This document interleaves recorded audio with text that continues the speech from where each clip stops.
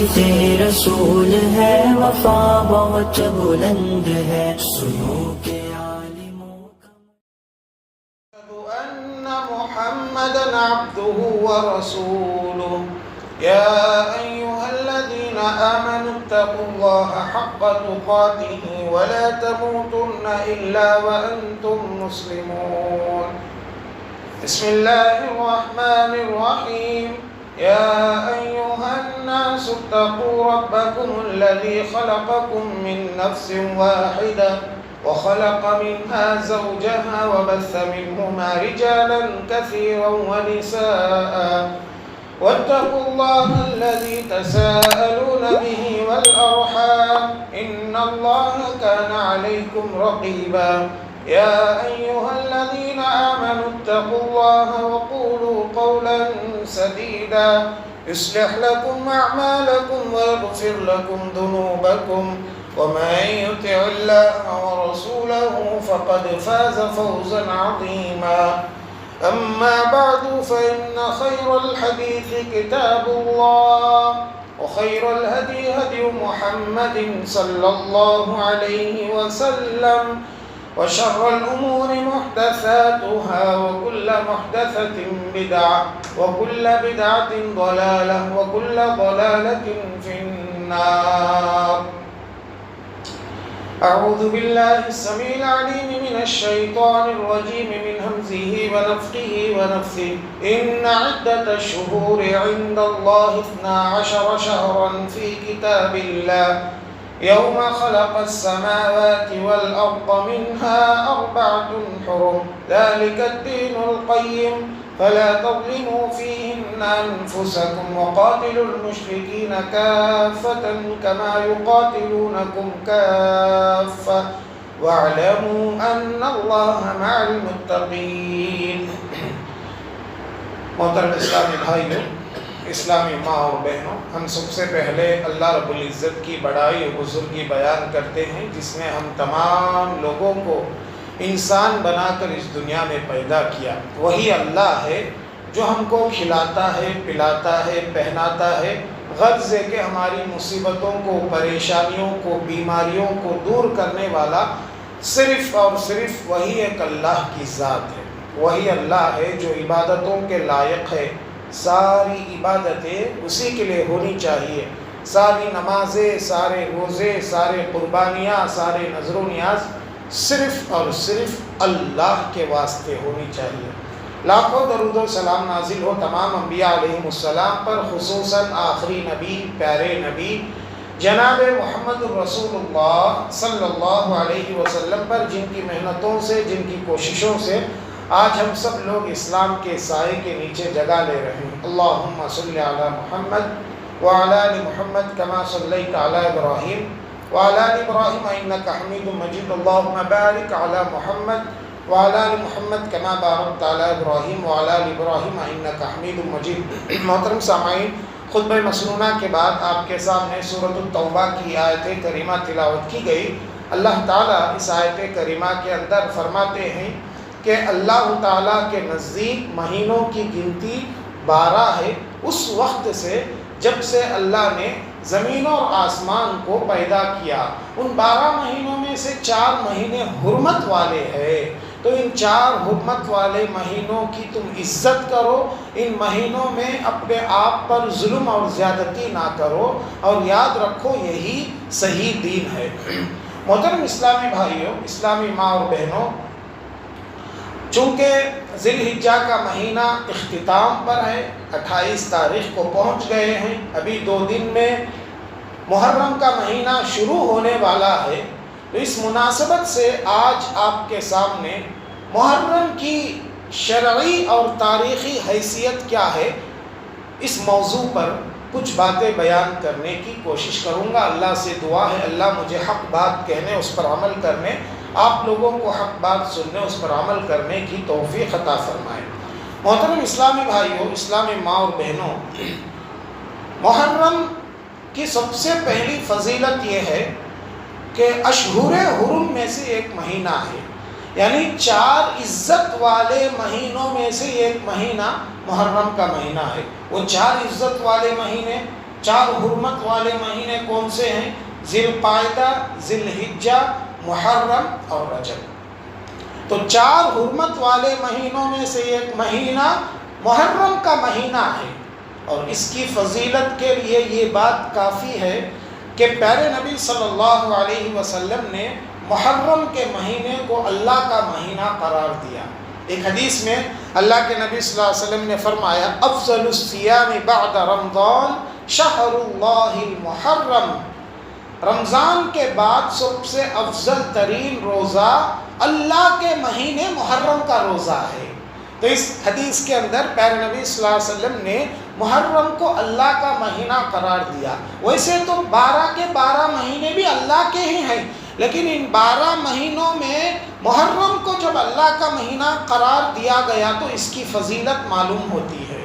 جیسے دنیا میں جتنی مسجدیں ہیں ساری مسجدیں اللہ کے گھر ہیں، لیکن ان ساری مسجدوں میں کعبۃ اللہ کو بیت اللہ کہا گیا، اللہ کا گھر کہا گیا، تو اس کی فضیلت معلوم ہوتی ہے۔ اسی طریقے سے دنیا میں جتنی بھی اونٹنیاں پائی جاتی ہے ساری اونٹنیاں اللہ کی پیدا کی ہوئی اونٹنیاں ہیں، لیکن ان ساری اونٹنیوں کے درمیان صالح علیہ السلام کی اونٹنی کو ناقۃ اللہ کہا گیا، تو اس کی فضیلت اس سے معلوم ہوتی ہے۔ تو 12 مہینے اللہ کے مہینے ہیں، لیکن ان 12 مہینوں میں نام محرم کا لے کر اللہ کا مہینہ بتایا گیا، اس کی فضیلت ہم آسانی سے سمجھ سکتے ہیں۔ تو محترم بھائیو، افضل الصیام بعد رمضان شہر اللہ المحرم، سب سے افضل روزہ رمضان کے بعد وہ اللہ کے مہینے محرم کا روزہ ہے۔ ایک حدیث میں اللہ کے نبی صلی اللہ علیہ وسلم نے محرم کے 10ویں تاریخ کے روزے کی فضیلت بیان کرتے ہوئے کہا کہ یہ محرم کے 10ویں تاریخ کا روزہ 1 سال کے گناہوں کا کفارہ بن جائے گا۔ اور اسی طریقے سے محترم بھائیو، محرم کی فضیلت، اس کی اہمیت یہ بھی ہے کہ اللہ تعالیٰ اس محرم کے مہینے میں کئی تاریخی کام بھی انجام دیے ہیں۔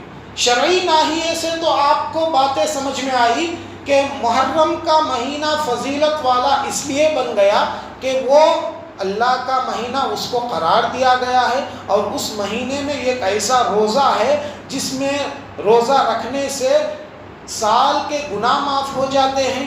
بلکہ اللہ کے نبی صلی اللہ علیہ وسلم نے ایک حدیث میں فرمایا کہ اگر میں باقی رہوں گا تو آئندہ سال 10ویں تاریخ کے ساتھ 9ویں تاریخ کو بھی ملا لوں گا، 9ویں تاریخ کو بھی ملا لوں گا۔ تو پیارے نبی صلی اللہ علیہ وسلم باقی نہیں تھے، لیکن آپ کی جو حدیث ہے وہ تو باقی ہے۔ اس حساب سے محرم کی 10ویں تاریخ کے روزے کے ساتھ ساتھ 9ویں تاریخ کو ملا لینا، یا دوسرے حدیثوں کے مطابق 11ویں تاریخ کو ملا لینا، یہ جو ہے سنت ہے۔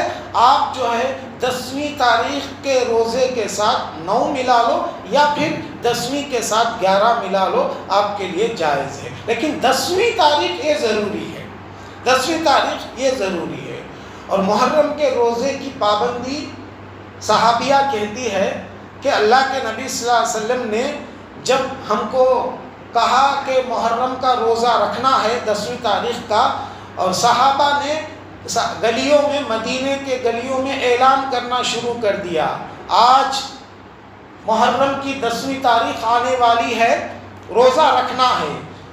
صحابیات کہتی ہیں ہم نے اپنے ننھے منھے معصوم بچوں کو بھی اس دن کا روزہ رکھایا، اس دن کا روزہ رکھایا، اور جب بچے بھوک سے پیاس سے تڑپتے تو ان کو کھلونے دے کر پھسلایا کرتے تھے۔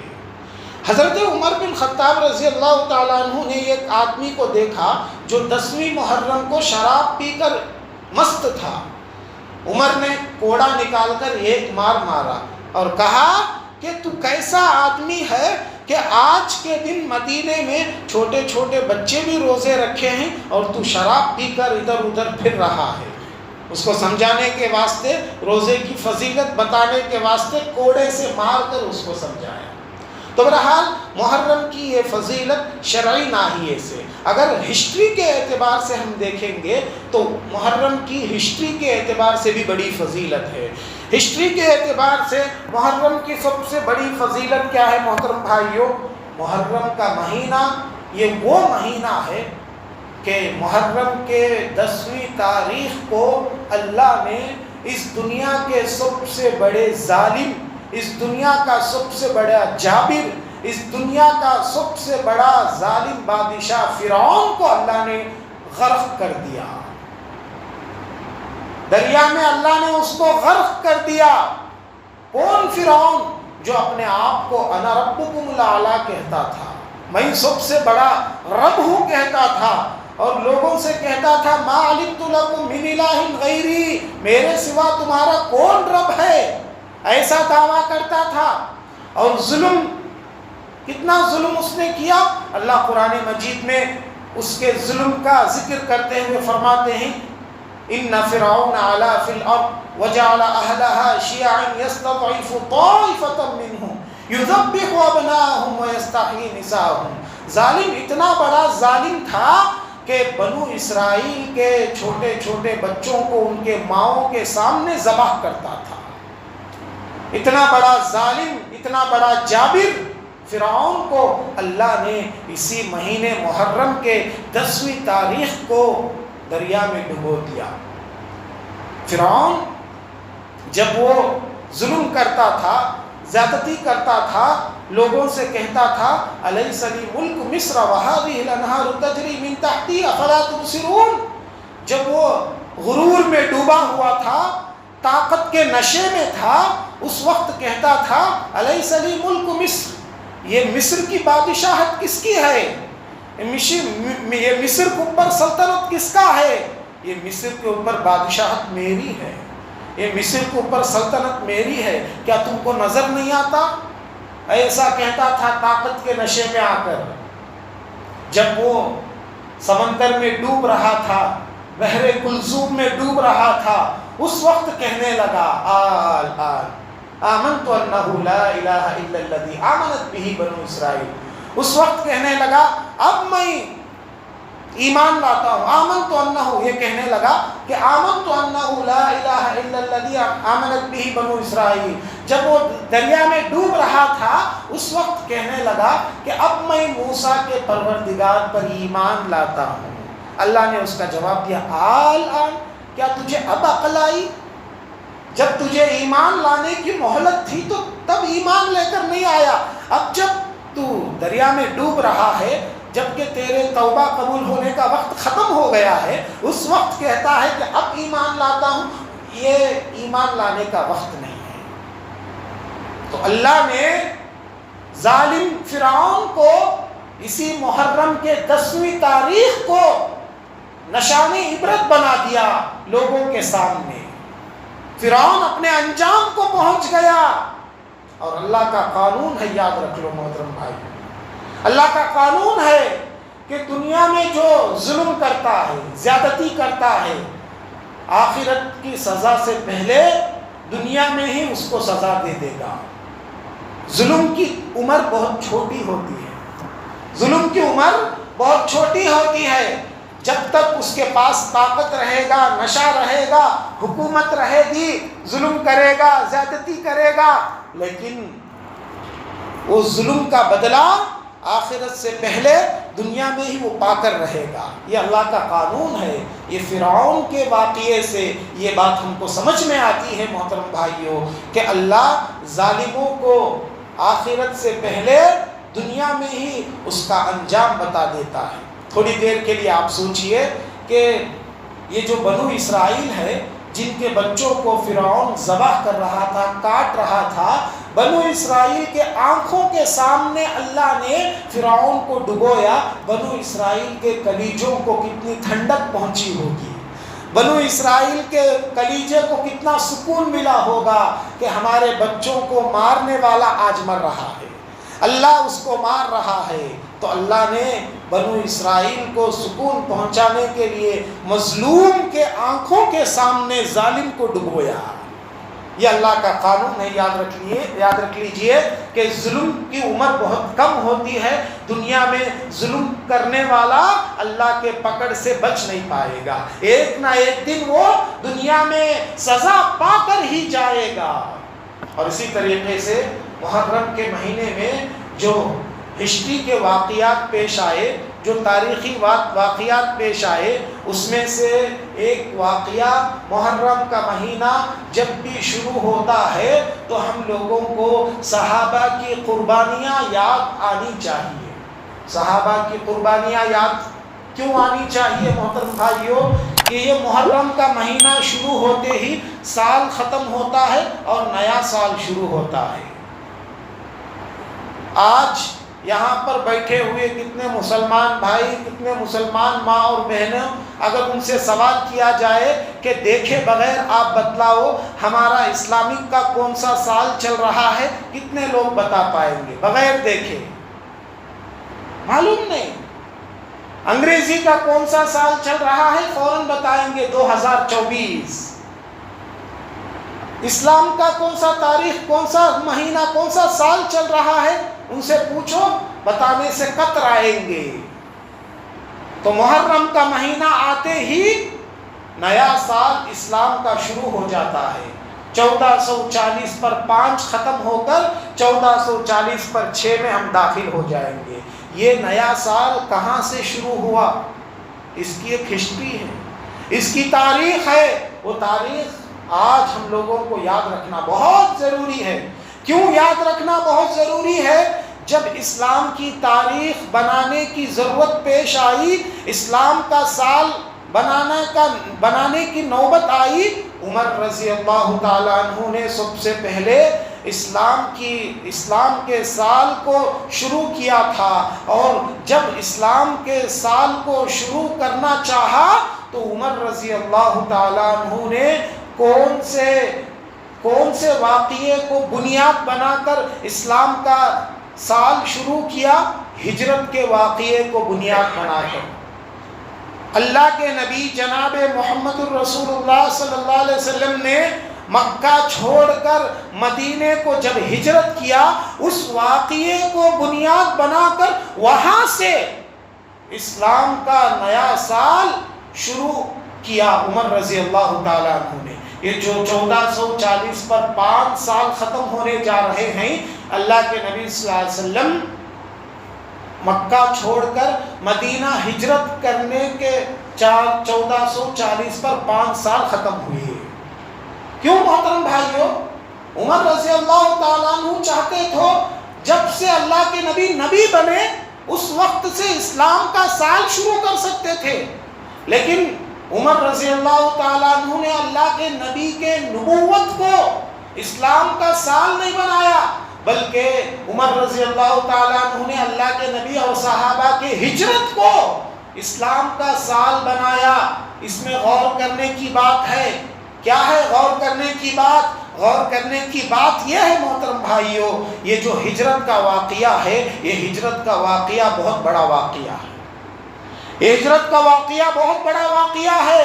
کیا ہے ہجرت کا واقعہ؟ یہ ہجرت کا واقعہ ایسا واقعہ ہے محترم بھائیوں کہ صحابہ نے اپنے تن من دھن ہر چیز کی قربانی کر دی ہجرت کے خاطر. ہجرت کے خاطر صحابہ نے اپنے وطن کی قربانی کی. جس وطن میں وہ پیدائش سے لے کر ہجرت تک تھے، اپنے وطن کی قربانی کی. ہجرت کے خاطر صحابہ نے اپنے کاروبار کو چھوڑا. ہجرت کے خاطر صحابہ نے اپنے گھر بار کو چھوڑا. ہجرت کے خاطر صحابہ نے اپنی بیوی بچوں کی محبت کو چھوڑا. یہ ہجرت یہ ایسی قربانی ہے کہ ایک قربانی کے اندر کئی قربانیاں جمع ہو جاتی ہیں. اگر صحیح غور کرے تو کتنے صحابہ جنہوں نے مکہ چھوڑ کر مدینہ ہجرت کیا، مدینہ جانے کے بعد صفر ہو گئے، کچھ بھی نہیں ہے ان کے پاس. مکے میں بڑے مالدار تھے، مکے میں ان کا بڑا کاروبار تھا، مکے میں ان کے پاس گھر تھا رہنے کے لیے، مکے میں سب کچھ تھا، لیکن اللہ کے خاطر، ایمان کو بچانے کے خاطر، اپنے عقیدے کو بچانے کے خاطر سب کچھ چھوڑ کر مدینہ ہجرت کی۔ یہ معمولی قربانی نہیں تھی۔ اس قربانی کو یاد رکھنا بعد میں آنے والے مسلمان بول کر عمر رضی اللہ تعالیٰ عنہ نے ہجرت کے واقعے کو بنیاد بنا کر اسلام کا ساز شروع کیا۔ یہ باتیں کتنے مسلمان بھائیوں کو معلوم ہے، خاص طور پہ ہمارے نوجوانوں کو کتنے لوگوں کو معلوم ہے؟ تو محرم کا مہینہ شروع ہوتا ہے، یہ صحابہ کی قربانیاں یاد کرنا ہے، جن صحابہ نے اپنا تن من دھن ہر کچھ، ہر چیز کو قربان کر کے اسلام کے خاطر، اپنے عقیدے کو بچانے کے خاطر، اپنے ایمان کو بچانے کے خاطر مکہ چھوڑ کر مدینہ ہجرت کی۔ یہ صحابہ کے واقعے سے، یہ ہجرت کے واقعے سے یہ بات ہم کو سمجھ میں آتی ہے محترم بھائیوں، محترم ماں اور بہنوں، کہ ایمان کی نعمت سب سے بڑی نعمت ہے۔ ایمان کو بچانا یہ ہر مسلمان کی ذمہ داری ہے۔ اگر ایمان کو بچانے کے خاطر اپنے جان کی قربانی پیش کرنے کی ضرورت آئے تو جان کی قربانی دے دو، اپنے ایمان سے کمپرومائز مت ہونا۔ یہ ایمان کی دولت سب سے بڑی دولت ہے۔ ایمان کو بچانے کے خاطر اپنا تن من دھن ساری دولت اگر قربان کرنے کی نوبت آ جائے، ساری دولت کو قربان کر دو، اپنے ایمان کو خراب ہونے نہ دو۔ یہ ہجرت کے واقعے سے یہ بات ہم کو سمجھ میں آتی ہے۔ اور آپ دیکھیں گے کہ صحابہ جنہوں نے اپنے ایمان کو بچانے اور عقیدے کو بچانے کے خاطر اپنا سب کچھ چھوڑ کر مکے میں مدینہ آ گئے، تو پھر اللہ نے ان لوگوں کے لیے خوشخبری بھی سنائی۔ اللہ نے ان لوگوں کے لیے خوشخبری سناتے ہوئے کہا والذین ہاجروا فی اللہ لنبوئنہم فی الدنیا حسنہ ولأجر الآخرۃ اکبر۔ جن لوگوں نے اللہ کے خاطر ہجرت کی، ایسے لوگوں کے لیے ہم دنیا میں اچھا بدلہ دیں گے، اور اس سے بڑا بدلہ تو آخرت میں ملنے والا ہے۔ آپ دیکھیں گے کہ صحابہ مکہ چھوڑ کر مدینہ پہنچے، تو مدینہ پہنچنے والے صحابہ ان کے پاس کچھ نہیں تھا، لیکن زمانہ گزرنے کے ساتھ ساتھ، وقت گزرنے کے ساتھ ساتھ اللہ نے اپنے وعدے کو پورا کیا، اور صحابہ پورے امن اور شانتی کے ساتھ دنیا میں رہنے لگے، اور صحابہ کی دعوت، اسلام کی دعوت صحابہ نے پورے دنیا میں پھیلایا۔ یہ کیسے ہو گیا؟ یہ کیسے ممکن ہو گیا؟ جن کے پاس کچھ نہیں تھا، ساری دولت آ کر پڑ گئی، ان کے پیروں پر آ کر پڑ گئی۔ یہ کیسے ہو گیا؟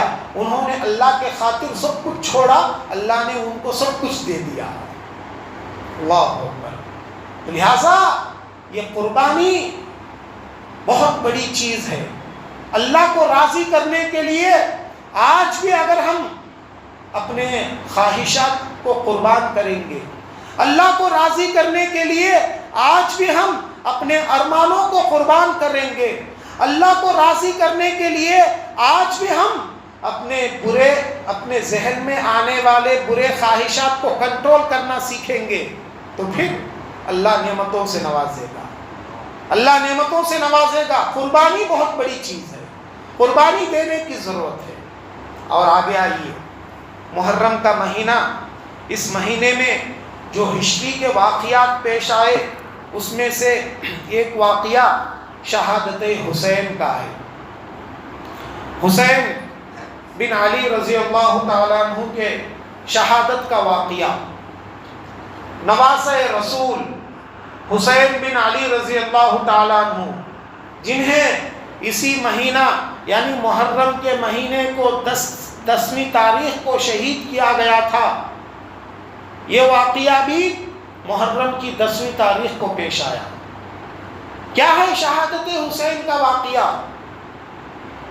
حسین بن علی رضی اللہ تعالیٰ عنہ وہ زمانے کے سیاسی حالات، وہ زمانے کے حالات کے حساب سے امیر معاویہ رضی اللہ تعالیٰ عنہ جب تک امیر تھے، جب تک آپ خلیفہ تھے، سب مسلمان آپ کو خلیفہ مانتے ہوئے زندگی گزار رہے تھے. لیکن معاویہ رضی اللہ تعالیٰ عنہ کے جانے کے بعد معاویہ رضی اللہ تعالیٰ عنہ کے لڑکے یزید بن معاویہ نے خلیفے کا عہد لیا. وہ خلیفہ بنے. مسلمان ان کو خلیفہ ماننے کے لیے تیار ہوئے، لیکن حسین بن علی رضی اللہ تعالیٰ عنہ ان کو خلیفہ ماننے کے لیے تیار نہیں ہوئے، وہ زمانے کے سیاسی حالات کے حساب سے. ادھر سے کوفہ سے حسین رضی اللہ تعالیٰ عنہ کو خط آنے لگے، ایک کے پیچھے ایک، ایک کے پیچھے ایک، ایک کے پیچھے ایک خط آنے لگے. کیا خطوں میں کیا لکھا ہوا تھا؟ اے حسین، آپ ہمارے پاس آئیے، ہم آپ کو خلیفہ بنائیں گے، ہم آپ کی مدد کریں گے، آپ نواسے رسول ہیں. یعنی چڑھا چڑھا کر حسین رضی اللہ تعالیٰ عنہ کی تعریفوں کے پل باندھ کر حسین کی خوب تعریف کرنے لگے. آپ کی تعریف کر کے ان کو بلانے لگے، آپ ہمارے پاس آئیے، آپ کو ہم عزت دیں گے، آپ کو ہم خلیفہ بنائیں گے، آپ کو ہم سب کچھ دیں گے. 80 خط آئے، تقریباً 70 سے 80 خط. حسین رضی اللہ تعالیٰ عنہ نے دیکھا یہ لوگ اتنا چاہتے ہیں، اتنے خط بھیجتے ہیں، چلو جائیں گے بول کے انہوں نے ارادہ کر لیا. ادھر مدینے سے جب وہ نکلے تو عبداللہ بن عباس اور عبداللہ بن عمر، اس وقت جو صحابہ زندہ تھے، انہوں نے حسین کو سمجھانے کی کوشش کی. کہا کہ آپ مت جائیے، مدینہ چھوڑ کر آپ مت جائیے، یہ کوفہ کے لوگ خطرناک لوگ ہیں، آپ مت جائیے. صحابہ سمجھانے لگے، لیکن حسین رضی اللہ تعالیٰ عنہ ارادہ کر لیے تھے، جانے کا عزم کر لیے تھے. پھر وہ نکل گئے، کوفہ گئے. کوفہ جا کر دیکھا تو حالات بالکل اپوزٹ ہے. خط میں جو لکھا ہوا تھا وہاں جانے کے بعد بالکل اپوزٹ ہے، کچھ نہیں ہے. وہاں جانے کے بعد کچھ دن وہاں رہے، حالات کو دیکھ کر سمجھ گئے کہ اب یہاں رہنا میرے لیے مناسب نہیں ہے. جب وہ وہاں سے نکلے، میدان کربلا میں پہنچے، تو پھر وہاں کا جو گورنر تھا عبید اللہ بن زیاد، اس گورنر سے حسین رضی اللہ تعالیٰ عنہ 3 باتوں کا مطالبہ کرنے لگے. 3 باتوں میں سے کوئی ایک بات سے راضی ہو جا، میں پھر یہاں سے چلے جاؤں گا. 3 باتیں کون سی؟ حسین رضی اللہ تعالیٰ عنہ نے عبید اللہ بن زیاد سے کہا، مجھے مدینہ واپس جانے دے، میں چلے جاؤں گا. دوسری بات، مجھے کسی سرحد پر جانے دے جہاں لوگ اللہ کے راستے میں جہاد کر رہے ہیں، ان کے ساتھ میں جا کر رہوں گا اور اللہ کے راستے میں لڑتے لڑتے شہید ہو جاؤں گا. تیسرا ریکویسٹ انہوں نے یہ رکھا کہ مجھے یزید کے پاس جانے دو، جو خلیفہ ہے اس وقت کا، میں ان کے پاس جا کر میں بات کر لوں گا. لیکن عبید اللہ بن زیاد ظالم تھا، کہنے لگا کہ نہیں، آپ کی کوئی بات نہیں مانی جائے گی، آپ کی کوئی بات نہیں سنی جائے گی. جی تو پھر اس نے کہا اپنے ہتھیار کو پھینک دو، اپنے ہتھیار کو ڈال دو. تو حسین رضی اللہ تعالیٰ عنہ نے ہتھیار کو ڈالنا اپنے ایمان کے شان کے خلاف سمجھا. ہتھیار نیچے ڈالنا ان کو پسند نہیں آیا. پھر عبید اللہ بن زیاد جو کہ ظالم گورنر تھا اس وقت، یزید کے جانب سے کوفہ کا گورنر بنا ہوا تھا، اس نے حسین رضی اللہ تعالیٰ عنہ کے ساتھ لڑائی کی، جھگڑا کیا. تو حسین رضی اللہ تعالیٰ عنہ شہید ہو گئے اور وہ شہادت کی تاریخ 10ویں محرم کی ہے. حسین رضی اللہ تعالیٰ عنہ جو شہید ہوئے، انہوں نے وہ شہادت جو نوش فرمائی، اس کی تاریخ بھی محرم کی 10ویں تاریخ ہے. تو محرم کے مہینے میں پیش آنے والے ہسٹوریکل واقعات، تاریخی واقعات میں سے ایک واقعہ حسین رضی اللہ تعالیٰ عنہ کے شہادت کا واقعہ ہے. محترم بھائیوں، میں آپ کو اس واقعے کے ذمہ دار کون ہے، یہ واقعہ کیسے پیش آیا، اس کے تفصیلات میں جائے بغیر آپ کو جو بتانا چاہتا ہوں، میرا موضوع، میرا ٹاپک بھی وہ نہیں ہے، حسین کے شہادت کا ریزن کیا ہے وہ ٹاپک نہیں ہے ہمارا۔ بہرحال محرم کے مہینے میں پیش آنے والے واقعات میں سے ایک واقعہ شہادت حسین کا بھی ہے، حسین رضی اللہ تعالیٰ عنہ کے شہادت کا بھی ہے۔ تو حسین رضی اللہ تعالیٰ عنہ جو 10 محرم کو شہید ہوئے، انہوں نے اپنی جان کی قربانی دے دی۔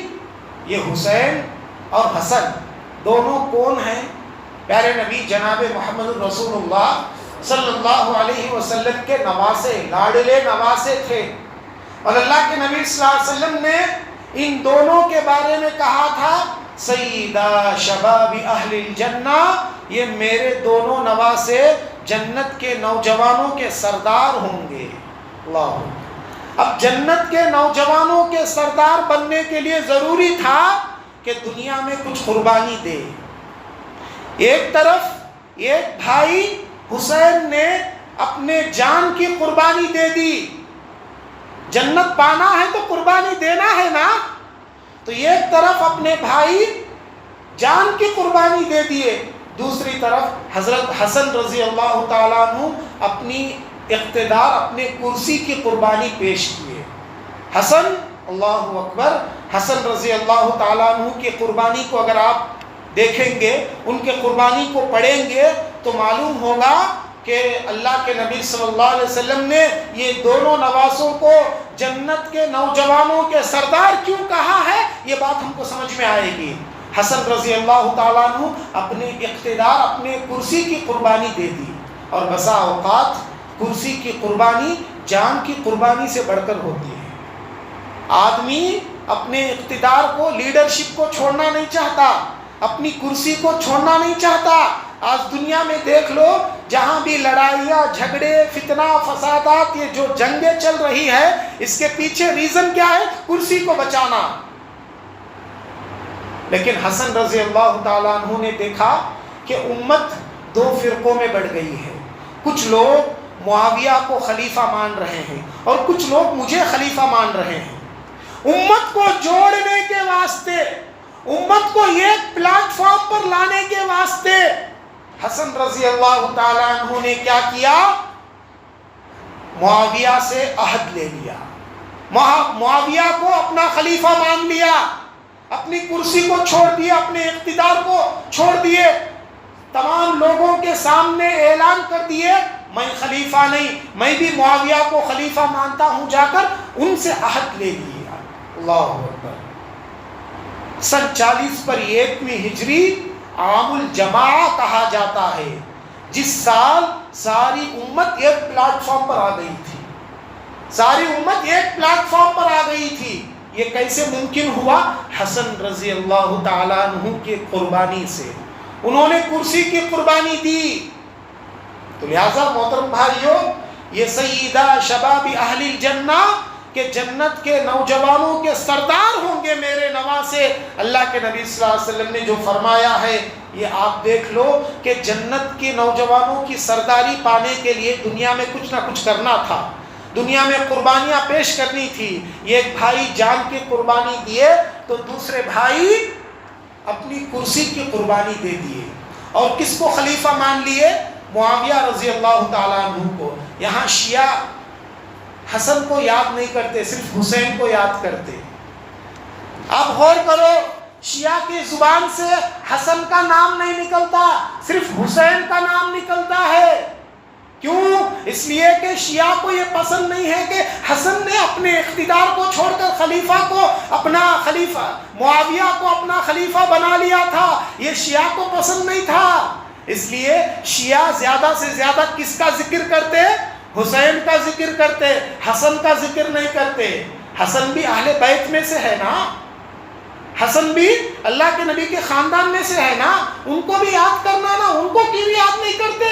صرف ایک بھائی کو کیوں یاد کرتے؟ معلوم یہ ہوا یہ شیعہ، یہ اہل بیت کے محبت کے جھوٹے دعوے دار ہیں۔ یہ سچے نہیں ہیں. اہل بیت سے ہم محبت کرتے ہیں بول کر جو یہ بات بولتے ہیں اس میں جھوٹے ہیں. یہ ایک بھائی سے محبت، ایک بھائی سے محبت کم، یہ کہاں کے یہ سچائی ہے؟ آپ غور کریں. تو حسن رضی اللہ تعالیٰ عنہ نے اپنی کرسی کی قربانی دے دی. یہ بہت بڑی قربانی تھی. تو کل قیامت کے دن اللہ تعالیٰ یہ دونوں بھائیوں کو کیا کرے گا؟ جنت کے نوجوانوں کا سردار بنائے گا. آج ہم دنیا میں دیکھتے ہیں، خاص طور پہ مسلم معاشرے میں، مسلم سوسائٹی میں، یہ حسین رضی اللہ تعالیٰ عنہ کی شہادت کو بنیاد بنا کر بدعت و خرافات کا ایک سلسلہ جاری ہو گیا ہے. حسین رضی اللہ تعالیٰ عنہ جو کربلا کے میدان میں شہید ہوئے، اس واقعے کو بنیاد بنا کر شیعہ تو بدعت کرتے ہی کرتے ہیں، لیکن یہ شیعہ کے اثر کو قبول کر کر سنی مسلمان بھی کرنے لگے ہیں. محرم کا مہینہ کیا شروع ہوا کہ محرم کے مہینے کے شروع کے 10 دن کو غم کے دن کے طور پہ مناتے ہیں. محرم کے مہینے کے شروع کے 10 دن میں کوئی اچھا کام نہیں کرتے، گھر میں گوشت نہیں پکاتے، گھر کے اندر کوئی اچھا پکوان نہیں پکاتے، اس لیے کہ غم کے دن ہیں یہ بول کر. اور محرم کی 10ویں تاریخ کیا آئی کہ محرم کی 10ویں تاریخ کو غم کا بہت بڑا دن سمجھتے. کچھ لوگ کالے کپڑے پہن لیتے اور محرم کی تاریخ کو 10ویں تاریخ کو ماتم کا دن سمجھتے، ماتم مناتے. اور کئی لوگ اپنے لباس کو، اپنے کپڑوں کو پھاڑتے، اپنے جسم پر جو ہے زخمی کرتے اپنے جسم کو. یہ سب اسلام کے تعلیمات سے یہ سب چیزیں ثابت نہیں ہیں. یہ اسلام کے تعلیمات سے بہت دور چلے گئے ہیں. پیارے نبی صلی اللہ علیہ وسلم نے فرمایا لیس منا من لطم الخدود وشق الجیوب ودعا بدعوى الجاہلیہ. اللہ کے نبی صلی اللہ علیہ وسلم نے کہا وہ مسلمان ہم میں سے نہیں ہے جو غم مناتے ہوئے اپنے چہرے پر تھپیڑے مارے، اپنے چہرے پر تھپیڑے مارے، اپنے کرتے کو چاک کرے، اپنے جسم کو زخمی کرے. ایسا کرنے والا یہ سچا مسلمان نہیں ہو سکتا.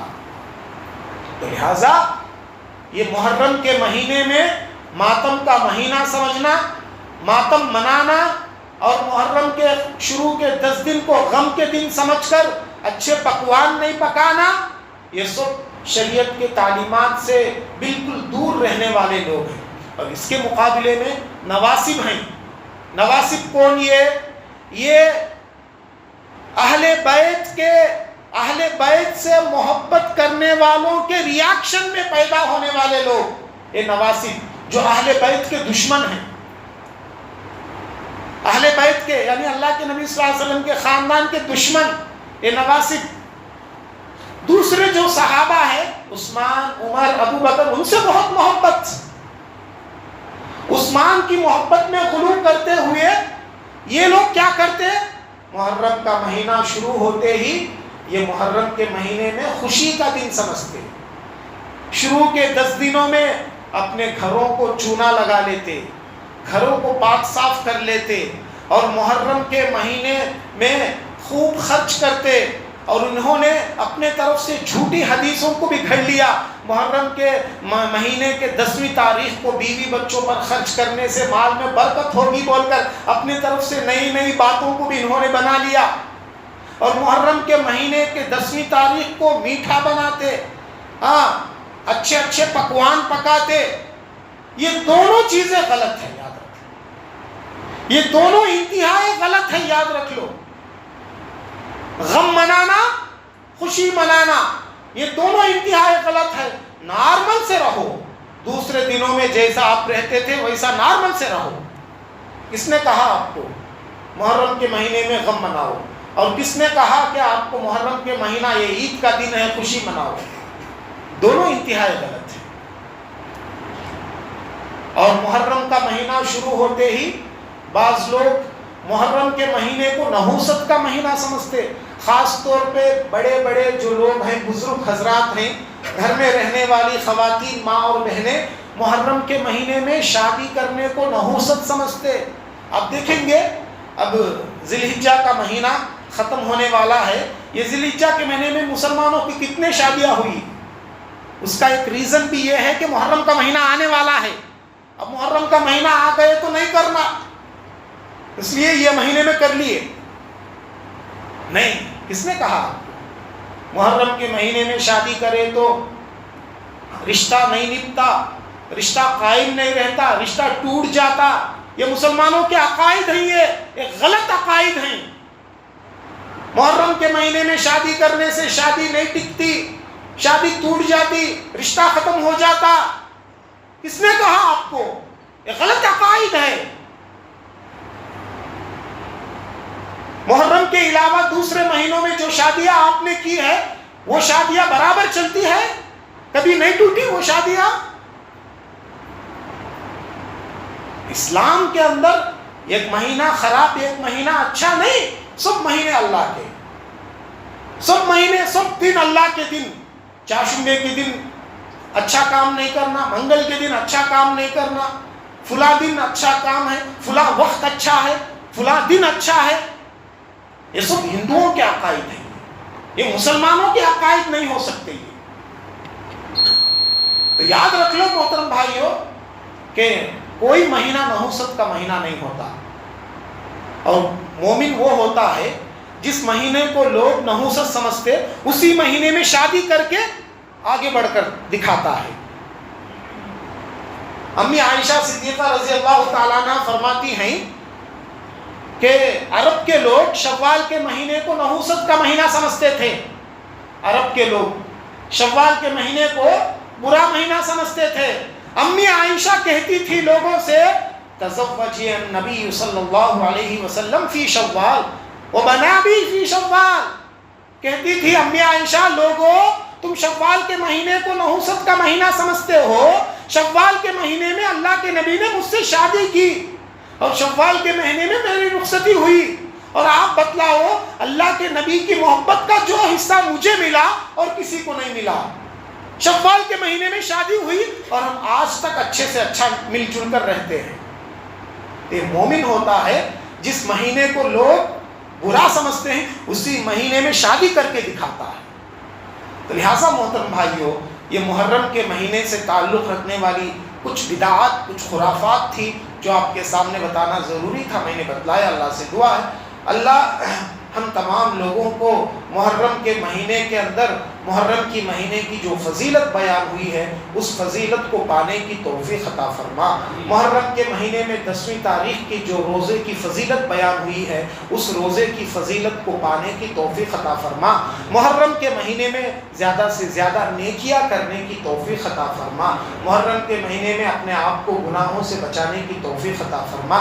اے اللہ ہم کو جب تک اس دنیا میں باقی رکھ، ایمان کی حالت میں باقی رکھ، جب ہم کو اس دنیا سے لے لے تو ایمان کی حالت میں لے لے۔ آمین یا رب العالمین۔ بارک اللہ لنا ولکم فی القرآن العظیم ونفعنا وإیاکم بما فیہ من الآیات والذکر الحکیم، انہ تعالی جواد کریم ملک بر رؤوف رحیم ورب